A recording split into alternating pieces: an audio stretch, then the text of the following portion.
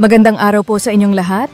Ngayon ay Sunday, October 12, 2025 at narito ang ating pinakabagong ulat ukol sa lagay ng panahon batay sa pinakahuling datos mula sa PAGASA. Sa kasalukuyan, ayon sa PAGASA, wala pa rin tayong binabantayang low pressure area o anumang sama ng panahon na posibleng maging bagyo sa mga susunod na araw.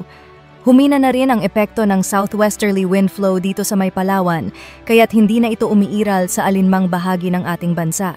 Sa ngayon, easterlies o ang mainit na hangin mula sa karagatang Pasipiko ang siyang nakaaapekto sa silangang bahagi ng Pilipinas.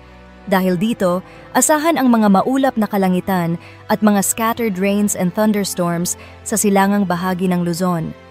Partikular na makakaranas nito ang mga lalawigan ng Aurora at Quezon kung saan may mga naitala ng early morning thunderstorms.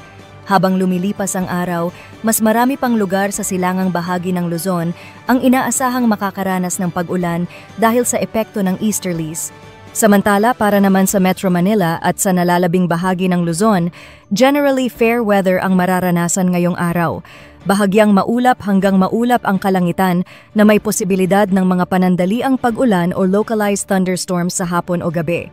Sa Palawan, Visayas at Mindanao, patuloy ang generally improving weather conditions. Wala na ang epekto ng southwesterly wind flow kaya't magiging maaliwalas ang panahon sa malaking bahagi ng mga rehiyong ito. Gayunman, asahan pa rin ang mga thunderstorm activities sa silangang bahagi, particular sa Eastern Visayas, Caraga at Davao Region dahil dito nakatuon ang epekto ng easterlies.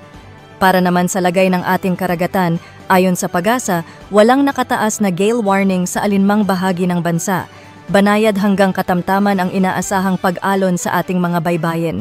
Gayunpaman, pinapayuhan pa rin ang ating mga kababayang mangingisda na mag-ingat, lalo na kung may mga offshore thunderstorms na maaaring magdulot ng biglaang pagtaas ng alon. Sa ating weather outlook para sa mga susunod na araw, mula Monday hanggang Wednesday, inaasahang magpapatuloy ang mga pag-ulan sa silangang bahagi ng Luzon, particular sa Aurora, Quezon, Bicol Region at ilang bahagi ng Isabela at Cagayan Valley dulot ng patuloy na easterlies. Maging alerto sa posibleng baha at landslides lalo na kung tatagal ang mga pag-ulan.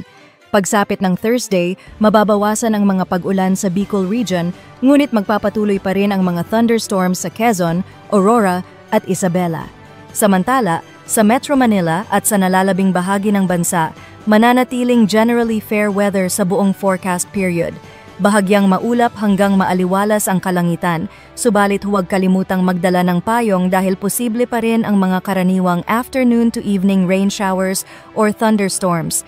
Sa kasalukuyan, wala pa ring binabantayang low pressure area, kaya't nananatiling mababa ang posibilidad na magkaroon ng bagyo na mabubuo o papasok sa loob ng Philippine Area of Responsibility sa susunod na 2 hanggang 3 araw.